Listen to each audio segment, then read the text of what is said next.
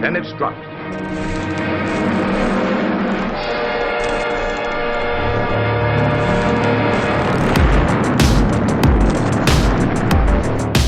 They call it Kamikaze, meaning the divine tempest. All right, everyone, welcome to the third Kamikaze Podcast. It's been God knows how long we've been stuck at home now. I think more than a month. My name's Andrew. We're joined by my co-host Deepro Banerjee, who handles all the back end of the channel. And Deepro, and with the word. Well, full disclosure, we tried to record one, episode 3 last week, but let's be. It happens. Shit happens. We are all stuck at home, like everything. We can't go out of the house. I don't think we've seen sunlight in a couple of days, but Yeah, thankfully the weather is good today because last night was terrible. yeah. Well, be prepared for the summer though, because it's going to come with a vengeance. Like, it's going to come for death. So the only thing keeping us safe and keeping us like sane during this time is UFC 249, which is happening on Saturday, right? 9th. I think over here it's Sunday. Yeah, so Sunday morning it's happening for us, which is I think 7:30, something like that in the morning.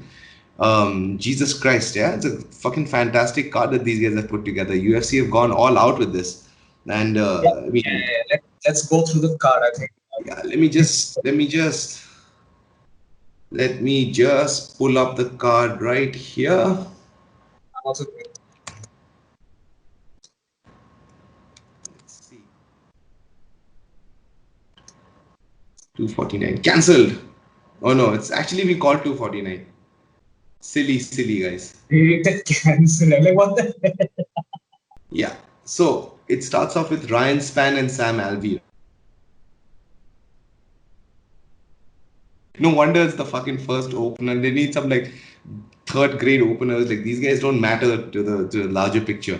Especially Sam Alvey. Like the guy talking shit about like, look, I'm no supporter of unions and stuff, but for MMA you desperately need one right now. This guy's he's like, oh, we'll get paid less, dude. Don't be stupid. Things are going to be much better for you if you have a fucking union. And I'm not even a supporter of unions. Yeah, but they can get paid more.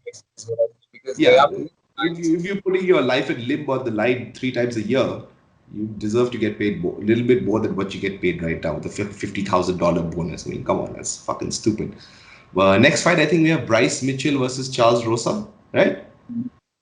Yes, Bryce Mitchell is the gentleman you were talking about, who famously The gentleman who basically ruptured, I think, tore a testicle and then choked a deer to death.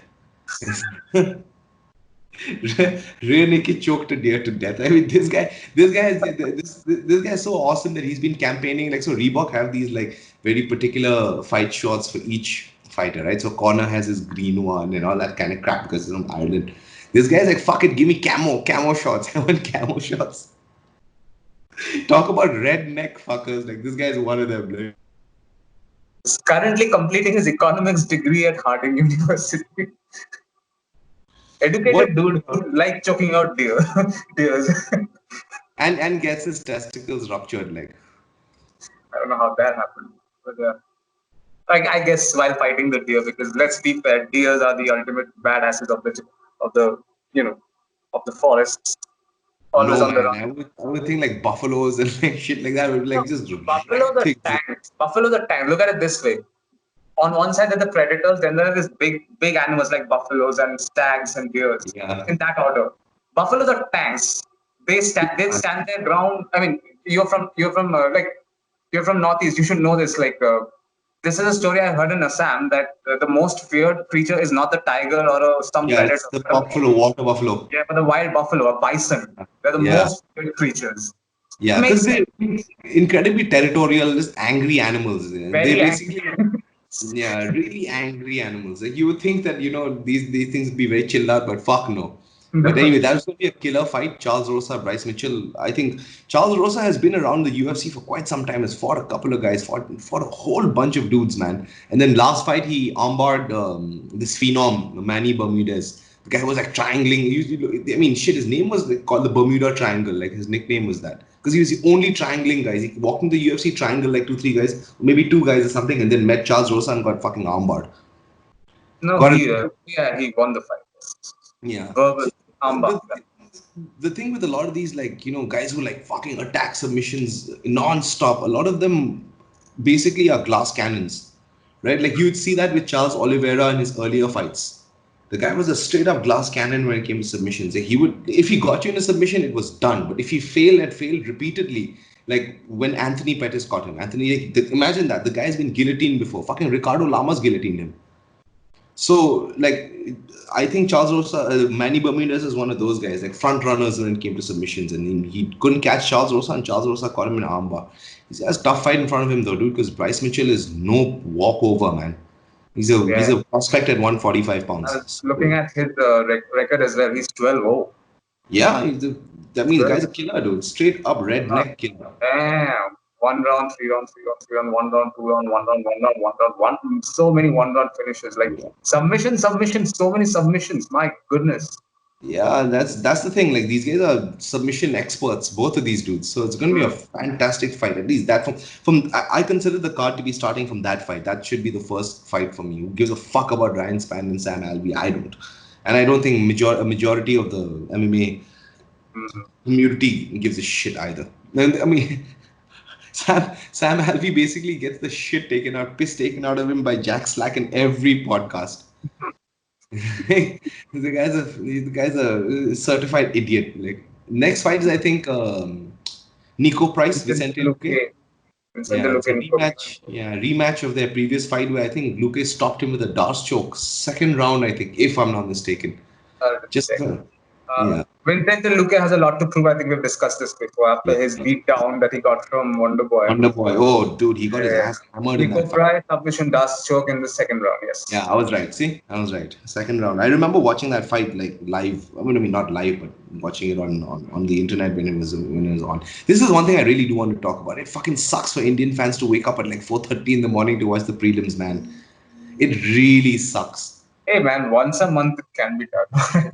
But it doesn't happen once a month, right? It's like 2-3 times a month. Sometimes like 4 times a month it happens. Like these guys were planning to This like one is happening after 2 months, so we can do it. Dude, this one is fine. I can easily pull this off. But the problem is the one that's happening on Wednesday. There's another one happening on Wednesday. So Thursday morning for us. That's the Jairzinho Rosenstruck. No. On the 13th. Basically, the continuing week on a Wednesday. Oh, Smith versus Teixeira. Yeah, Smith versus Teixeira. I think Overeem is also fighting. Okay, we'll come to that card later. Wait, let's focus on this one first. Yeah. This card we can get to after we do our UFC 249 results and next card kind of thing. But yeah, so Vicente Luque, Nico Price, another one like it's always like just ready to bang, like that dude, Florida boy, like just hard dudes. Like it'll be a banger of a fight again. As I said, so Bryce Mitchell starts the prelims and this one like kind of like ends the early prelims. The next fight we've got is Uriah Hall versus Jacare. Yeah, another one. Like if Jacare gets him down, it's over. If Uriah Hall manages to regain his mercurial status, like I think that's it. Like Uriah Hall fucks him up on the feet. UFC put up a clip of finishes by Uriah Hall. Uriah Hall has a lot of finishes. Yeah, a lot and brutal finishes. Like really spectacular finishes. One of the best wheel kick finishes in that Ultimate Fighter history. Yeah. And then, dude, people seem to forget he spinning back kicked Gegard Mousasi as well, and then flying kneed him and shit. In the face, right in the face, and then flying knee. Yeah, he's an intense dude. When Uriah Hall fights with like gusto and passion, then you see like the real like killer, show up. Look, either way, it's going to go one of two ways. One guy's going to get knocked out, or the other guy's going to get submitted. It's just the way it is. Like it's a striker grappler matchup. So next fight is Michelle Waterson and Carla Esparza. I don't give a shit about like women's MMA. If you want to talk about it, you sure as hell can. Because I personally just don't give a fuck. Like I can't drag myself out of bed to watch like low level MMA. And this is what women's MMA is basically. It's like watching like children fighting. Fuck that. I'm not into watching children fight low level, low tactically hollow, technically hollow fighting. So fuck that shit. Let's go to our next fight. We have Alexei Oleinik versus Fabricio Verdum. Oh, like this is one of those like get me in the loins kind of fight. Yeah, this is going to be a submission special. Someone's Yeah. going to get submitted. Someone's going to get choked out. But most probably, Alexei Olenek is going to get choked out by Verdun. Hmm. Oh, Fabrizio Vidum is fucking IBJJF black belt winner, ADCC winner, like fucking Mundials winner. Like, I mean, the guy's a. LFC has it saying that there are two kinds of people. There are people who do jiu-jitsu and people who are jiu-jitsu. Yeah. Berto is jiu-jitsu. Is He is. yeah, He's jiu-jitsu. guys like him. Yeah, Yeah, it's guys dudes like like him. Like I mean, of course, to be very honest, if you walked into jiu-jitsu right now and tried to compete against guys like Gordon Ryan, he get fucking murdered. But that's a different story altogether. For MMA, his grappling is just pinpoint. Like the guy knows how to get shit done.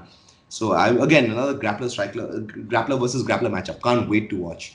The next fight I think we have is Donald Cerrone, Anthony Pettis 2 to close out the main card. Close out the prelim card. Yeah, they both past their prime. Both Yeah, at one yeah. point. Both past their primes, like. And we come back to Pettis on and off so many times in every podcast because the guy's just been awesome. So Yeah, the thing Pettis is, is a fantastic fighter. It's just that I think that RDA beating took everything out of him. RDA, then Tony Ferguson. The Tony Ferguson wasn't a beating actually, he just broke his hands. Like he was kicking Ferguson's ass as well. He knocked him down twice. In the second round, he wasn't. I mean, No, he knocked him down in the second round only. And then broke his hand. Like, do yeah. you remember he hit him so hard, his entire hand crumbled. Like he's like, shit, I broke. He's like, I broke both my hands. Like I was like, how the fuck do I fight like that? So he's like, yeah, call it. So it wasn't like he was getting completely outclassed. Yeah, he was getting punched up here and there, but he was also fucking firing back. Like every time Tony would try some crazy shit, like he would counter him and blast him out of the water. This is He was a perfect foil to Tony, I felt like on some level. Yeah, he was because he was a much better striker as well. And but the thing is, he has that tendency to get pressured up against the cage, and guys who are good with pressuring, like which is why I thought Habib would have been a nightmare for him. Just absolute nightmare, dude. If Dustin Poirier can hold mount on you, what do you think Habib is going to fucking do, man? Like Rook, I'll say, my Chinese came on. Luke Rockhold was talking about this a couple of days ago, where he said that when you grapple Habib, it's like grappling a 205-pound guy. Like. He's that strong. I mean, He's a Luke Rock. big guy. Luke Rockhold is a big guy. He's 6'4" or something. But Habib is 5'11", 6 feet. Yeah, 5'10", 5'11", something like that. Like. Yeah, but for a 5'10", 5'11" guy, he's big. Yeah, And, he's really big. His back muscles are so developed, man. Like, Yeah. Like he looks like what a fighter should look like. He's not buff. He's not. Everything's just like thick, like tight, and same with Luke Rockhold. He doesn't look like. just right. It's like Sorry. You were saying? Sorry. As in, even like Luke Rockhold, like you look at him, he does not look like a bodybuilder. He looks like a fighter, like Spartan look, like just everything is tight, and that's what. Did you hear the story where he head kicked a homeless? Yeah, he drop kicked a bitch. Like, good, now like fucking pussy pass denied, bitch. Like, fucking you run up at Luke Rockhold. Are you out of your mind? Like, dude, there's a video of him like wrestling, trying to guillotine a fucking bull. Like, actually trying to guillotine a bull. He grabs the thing with like a front headlock and he pulls the bull down, man. He takes it off its legs. Like, that's how strong that dude is. Dude is strong. He's a big dude, man. He's a big guy and he's fucking strong. And this chick attacked him. And he said, "I didn't even realize that I didn't even realize that what my reaction is going to that my reaction is going to be that I'm going to head kick that woman." But it was like, bam, head kick. Just head kick that bitch. Like, I mean, she must have been like, "What the fuck?" Hit by like a handsome motherfucker, got kicked in the face. She was unless she's a homeless woman, probably on a lot of drugs. Like, Yeah, really she was probably a meth head and one of these types. Yeah. I mean, understandable, hota hai, like all of these things. But anyway, I was saying like, dude, Anthony Pettis and Habib would have been a mauling, like just an absolute ass beating, like even worse than RDA. Like, and I'm talking about like RDA got his fucking ass handed to him when he fought. Pettis always had trouble with pressure. It's a fact. I mean, Yeah, and Habib is all pressure. But similar problem with Cerrone as well. Yeah, similar problem with Cerrone. In fact, the first time they fought, Pettis was the one doing the pressuring, and then like, sat him down that body shot, like kicked him in the liver, and Donald's just like, yeah, I'm done. Folded. Yeah, folded it literally. Like he became like that too, like on his knees, man. It was a, and this was like his run when he head kicked Joe Lozon. I remember that shit. Like before his back hit the ground, he was already punching him. Like that speed. That guy really had it all, man. But I guess a beating like what RDA gave him really takes it out of you, man. It takes like I He mean, was champion. He was the lightweight champion. yeah, you can't talk shit about. And he finished all his opponents in lightweight. Never went to decision. So like the guy he's a bit of a killer, man. Let's see, Yeah. let's see him get back to form again. Like it's going to be a Doubtful. Like, this is end of the day. Both of them have moved. They have crossed their prime. I feel. Cerrone yeah. definitely Pettis, though we all know Pettis has been not had the best of them. His that KO against Wonder Boy, it happened. Yeah, But the what KO against Bandaboy was truly what they call a lucky punch in MMA. He just threw it and just somehow hit. Wonder Boy was lighting him up. Like And he lit him up like 99% of that fight. Like every second of that fight, Wonderboy is winning, just beating the shit out of Anthony Pettis. Like, but well, shit, I guess stuff happens. Like but the guy's crazy. Huh? He's one of the few people that's got a win on featherweight, lightweight, and welterweight. So you got to give the guy props, man. he's a gangster, man. He's Pettis a is a gangster. I mean, so is Donald Cerrone. Like the guy. I mean, people yeah. were like, he didn't want to be there. He was, I don't want to be there in corner. Dude, the guy fought 6 fucking times before that in the same year, 5 times or something. No shit is gonna take it out of you, man. Like it really takes fighting. Anyways, it's so tough. On top of that, like constant training camps, and it wears on just the human being. The guy with the most wins in UFC.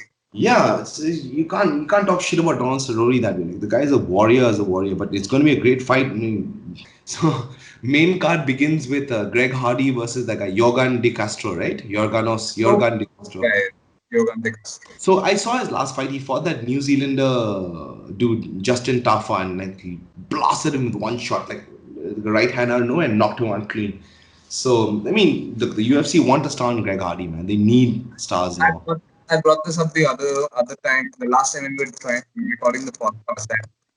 That the Donald Cerrone Anthony Pettis fight should be in the main card rather than the Greg. Yeah, that should have been in the main card. That should have been the starter at the main card. This Greg Hardy thing, push it back. But then heavyweights, man, it's always been that way. Like, because like a lot of people will, you see it in India also. Yeah, like, boy, ये तो कितना 60 kilo के मैं घुसा दे के get the fuck out. Joseph Benavidez would beat your friends' asses in the process as well. Don't stop. So that's at least. Dude, fuck you think Demetrius Johnson? Come on, man. He Luke Thomas was talking about this the other day, where Demetrius Johnson showed him what the fucking mousetrap was, that armbar, and then he catches it on him, on a 6'4" dude. He was like, I could not believe how strong this guy was. Like every muscle fiber in his body is tuned for that shit. Here you are eating butter chicken and naan, and you think you're gonna kick this guy's ass? Like, dude. Demetrius Johnson, end of the day, is the greatest of all time. I see, honestly, as far as I'm concerned, it'll always be GSP, because nobody even comes close. Yeah, I know, but GSP, both of us, he's our favorite fighter. He's your favorite fighter. He's my favorite fighter. And for a long time. But just look at how Demetrius Johnson has dominated his division. Yes, so has GSP, but Demetrius Johnson has done something even remarkable in flyweight, like 12 title defenses.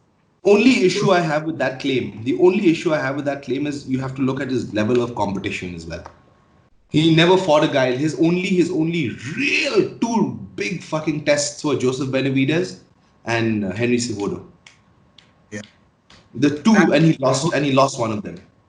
Henry Cejudo the second time. Yeah, and the main thing about Demetrius Johnson is Demetrius Johnson has never avenged any of his losses. GSP has avenged all his losses. Stopped both those guys. Beat the living shit out of Matt Serra. Beat the snot out of Matt Hughes, dude. Matt Hughes is never the same after that. I think the lesson is, if you're named Matt, then there's a chance you'll win against GSP. He was talking about it. He's the only time I have ever slept peacefully before a fight was the Matt Serra fight. We got knocked out the fucking next day. So yeah, but point being, yeah, people like the heavyweights because nobody can talk shit to him. Bro, he's the heavyweight. He's like fucking 6'4", 6'5". You can't beat the guy. No matter how big you are or tough you are, like the guy will hit you and then like it'll be like good night. It'll be lights out, right? So Yorgan De Castro, Greg Hardy, I understand why it's on the main card for a very simple reason, because they're heavyweights. Bus. There's Greg Hardy has a lot of these controversies behind him, so he's a crowd puller on some level, I guess. I mean, Controversy matlab kya? Like apparently he hit his girlfriend now. But again, I'm of the there's that hashtag believe all women. No, I'm at the hashtag is never believe a woman. So I don't believe any of this shit happened either. Like, I'm always going to earn the side of the guy, just no matter what. Like it's just the way it is, at least in this day and age. So I don't believe that shit. So I'm like Greg Hardy's clean of all that stuff. I don't understand the controversy behind the guy either. So I mean, but I get it. The main thing is that he has the pull of an NFL career behind him. So He's he has famous. that. Yeah, he has that fan base, the NFL fan base, or either you have people who want to see him knocked out as well. So you have that kind of thing as well. And what's the next fight? Let's move on to the next fight. Calvin. Sorry. Jeremy Stephens versus Calvin. Oh, another banger, like Two heavy hitters. yeah, real heavy hitters. The Right. two Calvin Keita's. The last fight was Zabit, right? Yeah, last fight was Zabit. And before that he fought Ricardo Lamas. He lost to Zabit and Ricardo Lamas. Yeah. Ricardo Lamas is the blasted Ricardo Lamas. I've seen that. Blasted Ricardo Lamas out of the water. Like it was not even close. He just smashed him. It was a 1-2 pull, like pull back 1-2, bang, like right on the chin. First round knockout. I mean, no, there's no question. Yeah, there was no question. And one of the wins that Calvin Keita has that has aged really well is Shane Burgos, man. That guy is also another killer. Like, and then Calvin Keita took it to him, like fucking hit him with that like uppercut and then just unloaded on his ass. Beautiful, superb fighter. Just has a problem with checking leg kicks, which is why that guy Moicano beat him. Also, I think Zabit was too much of a fighter for him on Sunday. Zabit is way too talented. Way too talented. Another problem was that fight was only 3 rounds. It wasn't 5 rounds. Can be argued, yeah. Yeah, 5 rounds. I think Keita would have taken him. Like the guy has 5-round cardio. Like you can see, he doesn't get tired in his fights. Like cardio for days. So does Zabit, by the way. Zabit has 5-round cardio. Like he's been man. He's lost. I mean, not lost, but he's gotten like pushed back a lot during the 3rd round. Yeah. Zabit's issue, I feel, is that he does not have knockout power. Yeah. He has great submissions. He can get TKOs, but because Kyle Wozniak took his shots and just came at him. Kyle Wozniak has never been stopped. Like so, I mean, that's there. Like he's an extra tough dude. I'll give Kyle Wozniak his the credit where it's due. But the thing is that still, Kyle Wozniak is not as talented. Does not have as many things as Zabit. He's not even half as talented as Zabit. Zabit is just like in terms of his skill set and what he brings to the game. Phenomenal skill set. I mean, the shit he does in the octagon is incredible. And not just that, like the trips and like the little tricks that he does to get guys down on the ground and like the different kinds of submissions he pulls. I mean, the guy is fantastic. He's elite everywhere. Stand up, clinch, wrestling, jiu-jitsu, sambo, like whatever. He's good everywhere, that guy. But yeah. Then again. It first was the Brazilians dominating the shit. Now, like, you have to fight a Russian. You're like, oh, fuck. Like, it's fight a Russian. Like, and in every sport, when like a lot of people say this about like, I was listening to, so basically I was watching an interview with this guy called Norman Park. Do you remember Norman Park? Old TUF Smashes winner, England wala. He was talking about how his coach used to tell him, the toughest fight in your career has not happened yet. The guy said, why? He's like, because you've not faced a Russian as yet.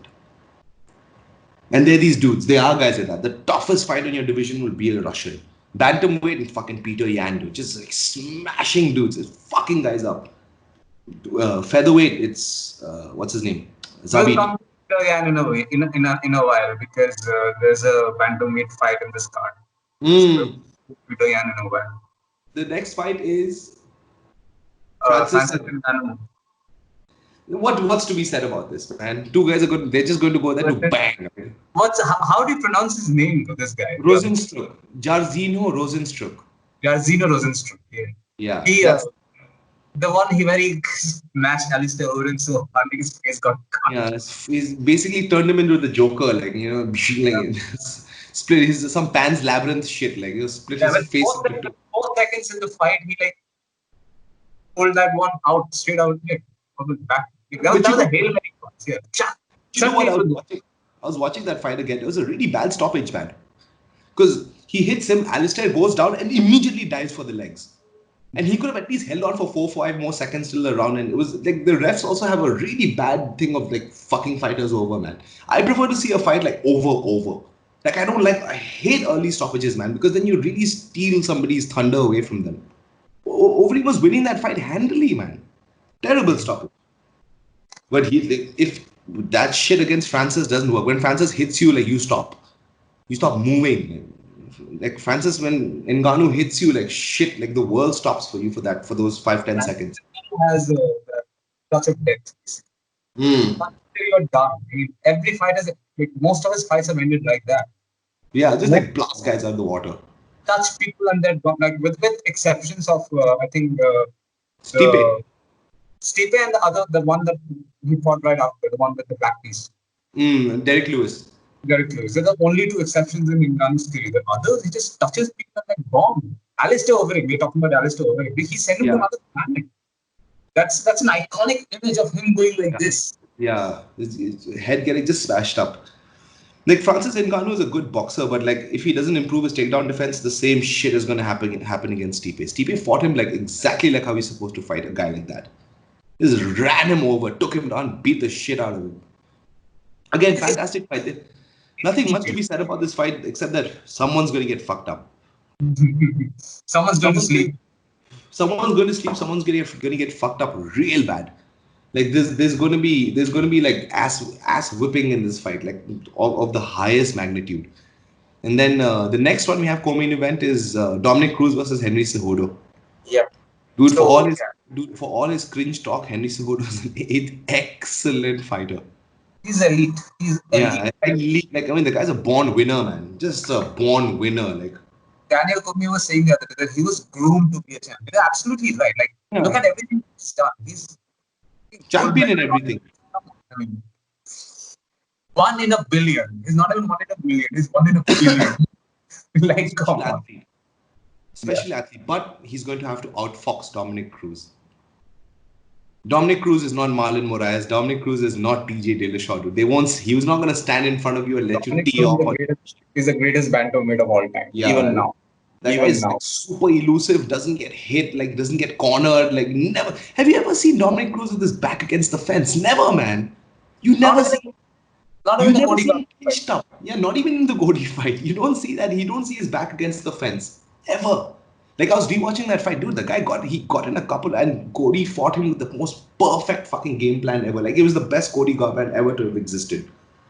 There was a game plan there. I mean, which I think Cody, after the fight and much later in the fight as well, even Dominic Cruz, I don't know, he also agreed to it on some level. Is that Cody made Dominic Cruz come to him. Yeah. Dominic Cruz has always been traditionally a defensive fighter. I mean, if you watch the Dominic Cruz TJ Dillashaw fight, which is on UFC right now, free on UFC right now, TJ Dillashaw fights like Dominic Cruz, like a more aggressive version of Dominic Cruz, and because that's perfectly. Every time TJ Dillashaw would charge at Dominic Cruz is not there. Yeah, he's never there. He's not there. Right. I think that's what's going to happen. Henry Cejudo, if he can make the Dominic Cruz fight on his terms and get a chance of winning, and probably will win. Now, Henry Cejudo is the kind of guy, if he finds one little thread, and he will tug on that thread and win a fight. Until it unravels, he's that kind of. The only guy he's ever really had trouble with has been Demetrius, because Demetrius fought him exactly how he's supposed. That fight, to be honest, I don't think he won that fight. Like I watched. He won that fight either. I mean, Demetrius Johnson fought the perfect fight. Every shot landed, like almost every shot landed, every body kick landed, connected. The only time he was Henry Cejudo was winning was when he took him down. Yeah, and no, and even then he took him down, just held him. He didn't do anything. Never ground and pounded, never tried to pass position, just held him down. That's it. Yeah. How the fuck do you win a fight holding somebody down? Like I don't understand. This is why MMA judging needs to like change. Like takedowns should not constitute your sort of, you winning a fucking fight just because you took a guy down. Stupid shit. And that sent him out of the UFC. Horrible. There should have been a rematch at least, man. Terrible. Which brings me to the Peter Yan question. Is that Henry Cejudo should be fighting Peter Yan rather than Dominic Cruz. Where I understand this Dominic Cruz is a comeback fight. And being the greatest bantamweight of all time. He was champion for so long. He deserves a championship shot. I agree. I Granted. agree. But why is Peter Yan not fighting in this? No, also I don't know if it's just Peter Yan because there's a line of bantamweight contenders like what's his name? Corey Sandhagen is there. Yuri Alban, He's a no, contender definitely, but he's not. Aljamain Sterling. Aljamain Sterling is also there. Like there are a whole bunch of guys actually just waiting, like chomping He at has the number bit. 3 in the ranking, in the bantamweight ranking. He should. He's He should legitimately be the there. next line. No, he straight up talks shit. No, he's like, yeah, like this has become the ultimate popularity contest. Now. That guy's got a mouth on him as well, man. He can talk as much shit as you want. Like, yeah, he can really talk mad shit. And dude, he beat the fuck out of Uriah Faber. Like, nothing makes me happier than watching Uriah Faber get his ass beat. Like, just something about that guy rubs me the wrong way. There's certain fighters that just rub me the wrong way, man. A lot of Brazilian fighters do as well. Like Uriah Faber wants us to forget, behaves like he has never lost in the ring. I think that's Yeah. his issue. Dominic Cruz himself has beaten him three times. I'm sorry, 2 times. 2 times. Yeah. And Jose Aldo broke his legs. Yeah. I mean, come on. Mike Brown stopped him. He still doesn't accept the fact that Mike Brown stopped him. Mike Brown fucked his world up, dude. Beat the shit out of him. So, I mean, nothing makes me happy. Another fighter that makes me like just happy to watch him get fucked up is Gilbert Burns. I don't know. That guy just rubs me the wrong way, man. They whole Brazilian, they're it just rubs me the wrong way, man. Like, these guys act like they've never been there before. Like, motherfucker, you've won enough fights, man. Like, behave like a professional. Terrible. And watching Dan Hooker fuck him up was awesome. Why? I don't understand. He's been around for so long. I don't understand why he's. Who? Gilbert Burns. Gilbert Burns is welterweight now, so I think he might be fighting either Leon Edwards or Colby Covington, one of those two. I think he's fighting Leon. No, wait, I read some. Leon Edwards was supposed to fight Tyron Woodley, but obviously that shit got cancelled because of UFC London and Tyron Woodley going around talking shit. I'm like, dude, please just like rap. Like, even your rap career is like garbage, but like at least shut the fuck up and just do that. Like, challenging Israel Adesanya. I'm like, dude, you want to get your head kicked off, like. Gilbert Burns is going to fight Tyron Woodley on May 23rd. No, well, nobody has accepted the fight as yet, but fuck, I'll watch it. Yeah. It's the only fight I'll ever root for Tyron Woodley. Tyron Woodley is the most boring champion the welterweight division has ever had, man. Yeah. Just boring. Like, his only finish in his entire UFC, and like the 2 fights with Wonderboy were boring as fuck. The fight with Damian Maia was boring as shit. And the only guy he finished because the guy came rushing at him was Darren Till. That's it. He finished. When he finished, Robbie to win it. Robbie Lawler. Yeah, Robbie Lawler. To win it, yeah. But I'm talking title reign. Title reign, yeah. Just Darren Till. Yeah, just Darren Till. Like, we'll see what the scene is. And then let's go to the main event. Main event is Tony Ferguson, Justin Gaethje, straight up violence. Like, I don't know how. My only problem with this whole thing is I don't know how well these guys are prepared, man. That's Tony Ferguson is prepared. He's already made weight back. Making weight and training correctly are 2 different things, is what I mean. Like, preparing correctly, you have what I mean to say is you have the right training partners to basically have, the right conditioning, all of that kind of stuff. You need like people around you to help you with that shit. But if your coaches are busy and don't have, and can't do much with it, what do you do? You're also stuck, right? Like, it's a horrible situation for everyone. You're going to be truly seeing what equal playing field is like right now. I guess. Everybody's on this equal playing field now. Fucked up, Also, both of them are pressure fighters. Yeah, both are pressure fighters. Like, and as pressure as it gets, like, both of them. Love being in the telephone booth. Both of them love. I can't wait. I honestly can't wait to see what happens. Like, it's going to be a great fight. Justin Gaethje is an animal, so is Tony Ferguson. Like, it's just both are fighting for a shot at Habib. Like, it's what drama the lightweight division has, man. Like, true drama, dude. Like, this is what happens in most stacked division after all. Like, come on. The top 15 guys are championship material. The top 15 guys. Yeah, top 15. I mean, I would say, I mean, I wouldn't say top 15. I'd say top 10. Top 10 to Top 10, 1000%. definitely. Like these Top guys 10, are, definitely.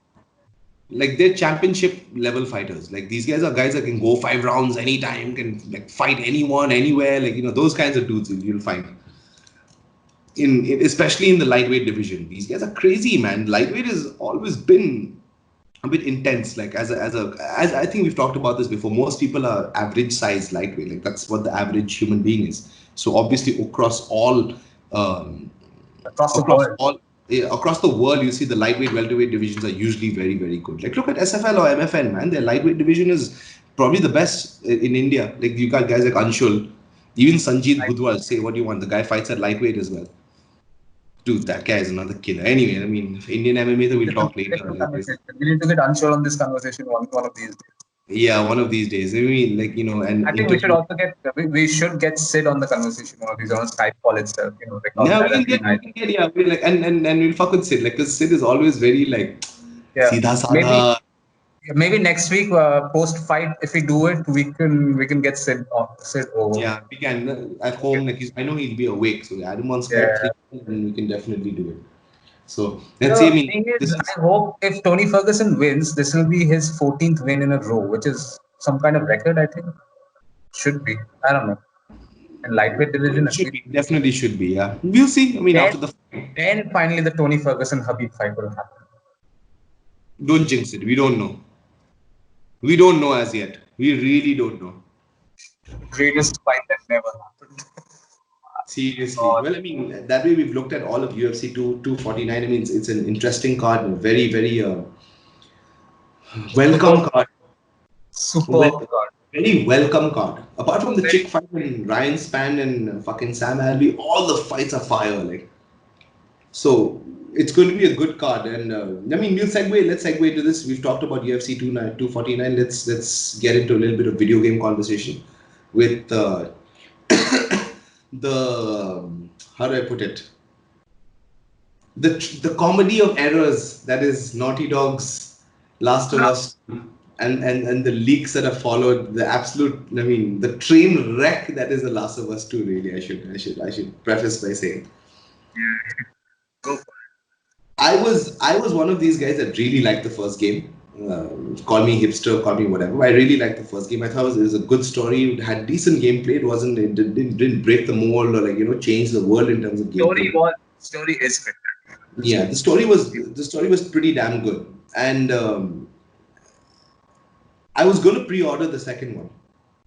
I was this close to doing it, but now I'm not even going to fucking play the game. Fuck these guys. I'm not going to I'm not even download the thing. I'll just sit here and watch the videos and watch people meme all those videos on the internet.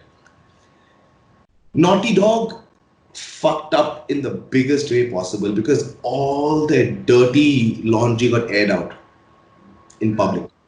And by dirty laundry, I mean the firing of Amy Hennig, the lady who basically, and this is the thing, like people talk about representation, diversity in video games. You had a fucking woman doing all this shit for like decades, man. Yeah, Decades. that's the lady who was in Dude, Uncharted. fuck Uncharted, man. She gave us Legacy of Kain, Soul She Reaver. gave us Legacy of exactly. She gives fucking Legacy of Kane, one of the greatest greatest fucking games ever made. Come on. She was the director of that game. None of us knew what the fuck game director was when that game was made.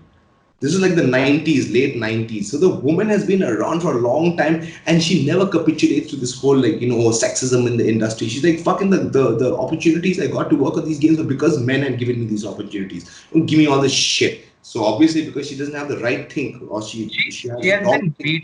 baited. These gaming journalists, they have baited her many times. Like comment about the sexism in video game industry. Like she was like, I never faced sexism, man. Guys have always been good to me. I know what Yeah, the fuck you're talking about. And exactly. that's the thing. What is this bullshit about representation? There's always been representation in video games. No, obviously, there's always been representation, but you don't expect people who have an IQ of a pebble to understand these things, no? Like Neil Druckmann's an idiot, to tie up with a hack scam artist like Anita Sarkeesian. Like you don't go into geek culture and then tell them that it's all completely wrong. Don't even go like if you want something to change, do it yourself. Be the change you want to see in the fucking world, right? You're not changing jack shit. In fact, You have All this it is woman basically completely has one of the sorry. no Sorry. dude, this woman basically has the reverse Midas touch. Like everything she touches turns to shit. So Anthem, they consulted with her. Anthem got fucking bombed. Dishonored 2, they consulted with her. Bomb. Mass Effect Andromeda, they consulted with her. Boo, bomb, drum. Like, dude, every fucking single game this woman has touched has turned to shit. What does that show you? Like how these big companies still like, I mean, giving these people money in it? Do they not understand that the fans are not going to buy their product? They like get woke, go broke is actually for real, dude. Like it's In the and video game industry, fuck yeah. I mean, come even in the on. movie industry. Movie industry will come to it. Movie industry will come to it. I have a gripe with that. I'll come to it. There's a trend that I think I've spoken to you about Yeah. this because I don't know if we talk about the Last of Us 2 leaks, then our video might get pulled down by just putting it out there. Oh yeah. They're going Yeah. about this in the most like roundabout, like haphazard way. And do you know what is even fucking weirder for us Indians? The company that's doing all of this like DMCAing and all is an Indian company. Headquartered in India. Yeah. Which Some company? Muso something. I can't remember the name. I'll find out and I'll tell you. It's called some Muso Tech or something like that. Whatever. Their only job is to fucking DMCA videos. That's their only job. They're basically a Naughty Dog shell company. That's what I think it is. A shell company, so that like these guys are Sony and Naughty Dog wipe their hands clean. No, we're not gonna get sued because of this shit. Because these YouTubers are like, fuck you, man. Like everything is fair use. Like the certain things you've broken the law, so they're going on. This is basically Naughty Dog did the worst thing any game publisher could do when the leaks came out. They try to suppress this shit. So the more you suppress it, Streisand effect. The more you suppress it, the more. I mean, now people are straight up saying, hey man, you cannot take a video down or suppress someone's voice just because they're talking about it. Okay, a leak has happened, the visuals are copyrighted. That's one thing. But if you and I are to talk about it, you can't suppress our voices. What the fuck? No, you can't. Yeah. But this is what these people want. They want the world to function at their pace and want the world to function according to their values. Which is why like I honestly think this is going to be the death of Naughty Dog. And it'll be laid all at the hands of Neil Druckmann, which is I'm completely fine by. Like and somebody There's a cheater of the highest order, by the way. I was reading up on him. He's like an asshole of the highest order. yeah, he's basically one of those the prototypical male feminist. No? Like basically he'll rape you while you're not looking types. Like he's one of those kinds of guys. Who knows? He's probably having an affair with Anita Sarkeesian. I don't know. I'm Shit about that man. Like fuck them. I'm really here's my gripe, and this is a trend that I've been noticing. Like all these what you may call it older classic films. Not I mean the air quotes was wrong. Classic films, and when they come out with these sequels that has a suddenly for some inexplicable reason has a female lead. The entire Star Wars reboot, for instance, the new trilogy. You kill off the main characters either in the first film or in the first 5 minutes. Terminator, this is the new Terminator Dark Fate. You kill off the main characters in the first minute of the movie. Yeah. And then you make a movie and you expect us to care about a character that we really don't care about. Yeah, we really don't care about. And the this. thing is, we also know exactly why this character is there. It's to tick off those boxes. Exactly. It's just all you're doing is ticking off boxes. You have strong female character, check. Woman of color, check. Like blah blah blah blah blah, check. Like listen, people have been doing this before you are doing this. I mean, this is not the first time there have been strong female characters in movies. People have done this before. I've been doing it since the 80s and done it marvelously. Yeah. Okay, what the hell is this? This is basically people who don't know how to write stories getting opportunities to do things because of either their gender or their whatever political views. That's basically what this is. It has nothing to do with talent. When you see like people talk shit, then female fronted movies don't do well. Why the fuck didn't you assholes go and watch Annihilation then? Annihilation was a good movie. Yeah, it was a great film, man. It was straight up like fucking 4 female characters and like strong women or whatever it is. Like done well. Female characters done well, written well. Why did you watch it? Don't watch it. You guys loved all your Ghostbusters. Why didn't you watch it? Why didn't you pay money for it? Why didn't you buy Mass Effect Andromeda? Why didn't these things make money? Simple, for a very simple fact that when you listen to a vocal minority, the silent majority will always boycott your products. Anthem bombed because of this shit, man. Dishonored 2 A bombed. lot of other reasons. Arcane Studios are almost shutting down because of this shit. BioWare is crumbling because of this, like social Yeah, justice. BioWare's done. They're remaking Anthem. I don't think that's gonna save BioWare. Nobody's gonna buy that shit. BioWare's done. Nobody's gonna buy that shit. Gamers are a different lot of people. A very, I mean, we are. I like, it's. I don't like talking about gaming life in general because nobody understands other than gamers like what it means to be a gamer. Okay, Yeah. this is something that brings us immense joy. So when someone fucks with it, we get Yeah. incensed. Okay, Yeah. this is our outlet. We are generally very introverted, closeted people. Okay, not closeted is not the right word. Very introverted people who don't like hanging out with other people. Mm. Gaming gives us joy. Gaming is an outlet for us.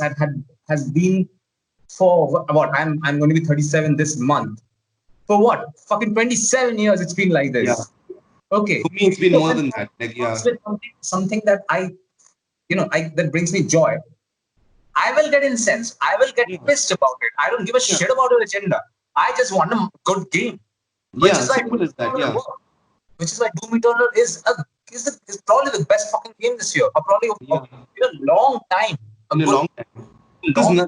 they didn't go diversity, nothing. They just like, this is a game. This is what we make. We love it, so you'll probably love it as well. Demons really got skill. Yeah, That's kill. That's it. Simple, very simple. But here, no, we'll have to have some tranny character, fucking some lesbian character, some fucking kill your person main of color. And you kill your main character, the character that you're so lovingly developed in the first game. Those characters, Joel and Ellie, are so beautifully written, beautifully developed, and then you kill them. And I'm supposed to care about the person who killed them? no, Fuck. and yeah, and the person who kills them is this like fucking bodybuilder, jacked up chick. Like, where the fuck did she find a gym in the apocalypse, man? Where the fuck did you find testosterone replacement during the apocalypse? Where do you find androlone and stanozol and all that shit during the fucking apocalypse? That is, you want to make a game that's fucking realistic. That is not realistic. And then you fucking hop on like, your game anyways is not fucking, dude. I saw some of the videos of this shit. It's just like, it's POC like fucking splatter. Like, everywhere you look is like some person of color, some fucking black person, yellow person. Like, I'm like, dude, I've been playing games since I was 6 years old. The first game I ever picked up and played on the fucking Atari 2600 was Frogger, right? I've been playing games since I was 6, dude. I'm 30 right now. It's been 30 fucking years. I've owned every game console, like every major game console that has had a shelf life for more than 4 5 years. I've fucking owned.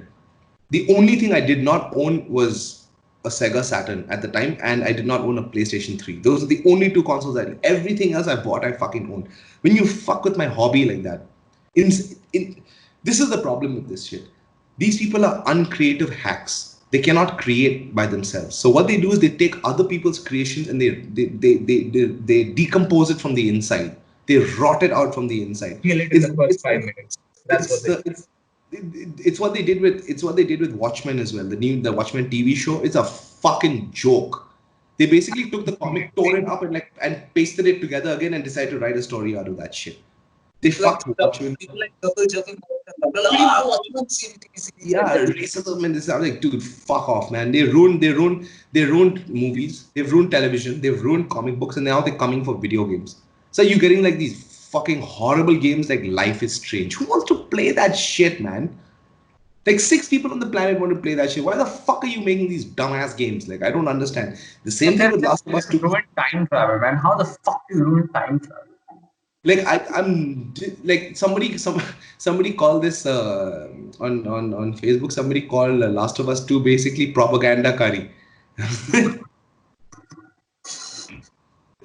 Yeah, I'm not playing this crap, dude. I'm really not playing this crap, man. For me, the first game ended. I mean, the game ended with the first one.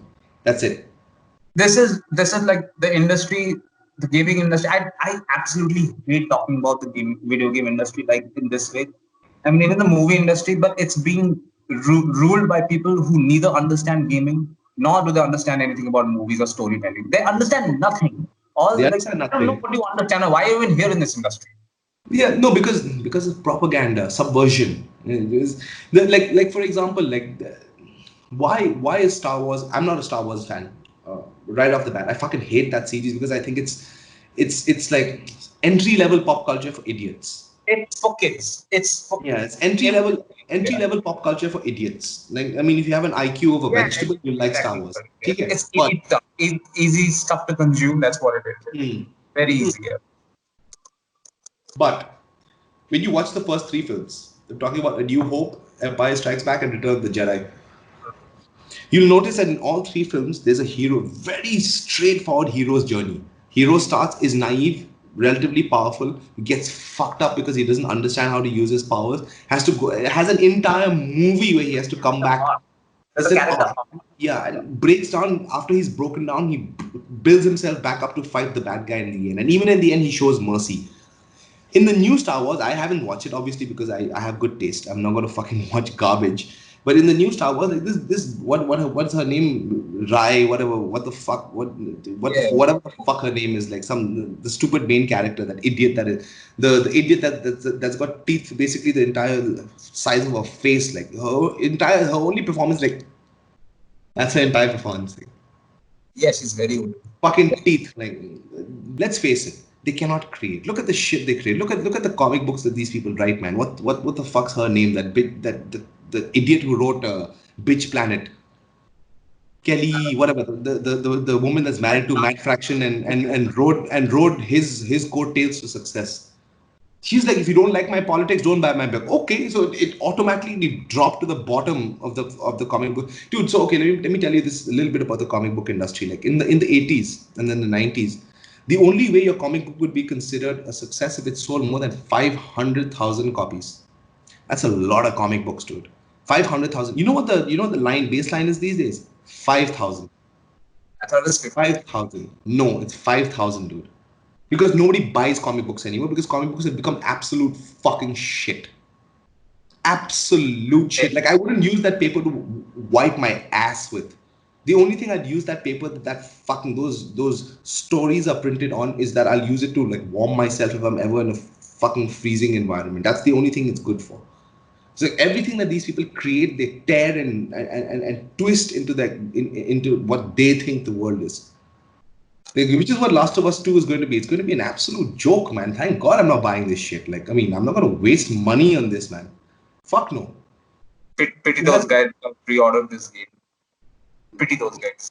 Yeah. No, the lucky thing is you can refund it. You can refund it from pre-order. People are apparently for I'm sure a lot of people are refunding it. Angry Joe and all are like, fuck off, I'm not buying this shit. Nobody's buying it, man. I hope that Naughty Dog. because I'll review it. So yeah. Yeah, I'm hoping Naughty Dog burn. Like I generally don't like anyone. I don't like damning the careers of anyone. I don't like when that kind of shit happens and people get fucked. But I want Naughty Dog to burn to the fucking ground, man, because of this guy. One dude, that Neil Druckmann guy, fucking thinks he's Jesus or some shit. Fuck off, man. You're not even Kick up his ass, man. That's what he Yeah, exactly. Like you have people like Cory Barlog and all doing their best. Like I was watching that documentary, Raising Kratos. There was nothing of this like person of color commentary bullshit, dude. They just like, look, let's make a good fucking game for people to play. It's a good game, man. Yeah, it's a great game, great fucking game that they made. I played that game once and then I played it again because I liked it so much. Because Yeah, it's a great game. beautiful fucking game. And it tells a story and it has interesting characters. I mean, what do you want? It has everything. Yeah, so this is and Naughty Dog should have just followed that and gone up with a great story and have Ellie and Joel continue this, but no. We want to subvert your expectations. Sure as hell, we'll subvert your expectations by putting money back in our wallets as well. Thanks for the subversion, bitch. Like, we're sure as fuck not subverting our expectations for your fucking game. So, fuck The Last of Us and fuck Naughty Dog in the ass as far as I'm concerned. Like, I hope that studio burns to the ground and never makes a fucking game again in their career. I hope Neil Druckmann. I hope to fucking God Neil Druckmann loses his goddamn job and basically his career is ended. I want these people to disappear from the fucking internet, from the industry, man. Go do your shit somewhere else, man. Fuck off. Like I was just talking to my girlfriend the other day about how a TV show like The Wire would never get made in this generation. It's real. It's real. Yeah. It's real. That's a real story. No, Not you'll only never find it for the very simple reason because people will scream racism. Oh my god, like you're malaligning the black community, and it'll always be like these fucking white valley girls talking about this shit. So like, thank God we got it at the time we got it. Like the good thing is that we can always go back and watch these things. But anything new that comes out, I always have my skeptical eye. I'm like, yeah, fuck this shit. Like I'll read the reviews. I'll see like the people I trust first before I even touch this fucking. even 5 years ago, there were shows that that are palatable. You can't make those things anymore. I was watching uh, this comedy show, Undateable. It's the one with Crystal Eye in it. Okay, it's not a great show. It's not a Hmm. great show at all. But the jokes that they have, some of them actually work. Today, you can't crack those jokes anymore. You can't crack those jokes. And the most fearless comedian I've seen as far as this is that dude, Andrew Schultz. Like, he's the only one that does all this stuff, like really offensive shit. That's why Netflix told him to go fuck himself. No? She's like, okay, fuck you then. I'll put out my own YouTube thing and just like crush it on there. Yeah, he did. Kind of did. The topic for that is, I mean, we've talked enough about this. And Yeah. we'll definitely be back next week with more MMA, more pop culture, more of that kind of talk. If you like listening to us, subscribe, all that other good shit. You'll see all the Yeah. notifications. If you have a problem with that content, then don't subscribe. Yeah, if you have a problem, like I'll use the Kelly Sue decoy. Don't like our politics, don't subscribe to our podcast. Don't watch. Fuck off. We don't want you watching it. Go watch your feminist frequency videos. Fuck off. They leave us alone to our devices. So, anyways, thank you guys for watching. We will be back next week after the 9th UFC 249 post fight breakdown, and then we'll look at the Wednesday card as well, the fight night between Anthony Smith and Glover Teixeira. That's also a good part, by the way. It's a great card because everybody's been just stuck at home waiting for fights, so they're going to like just pump out everything in one shot. So it's going to be great. It's going to be great. Anyway, so for me, Andrew, and for Dipro, and all of us at Kamikaze Podcast, thank you so much for watching. We'll be back next week again. Hit all the subscribe, notifications, all that stuff. From us at Kamikaze, see you guys next week.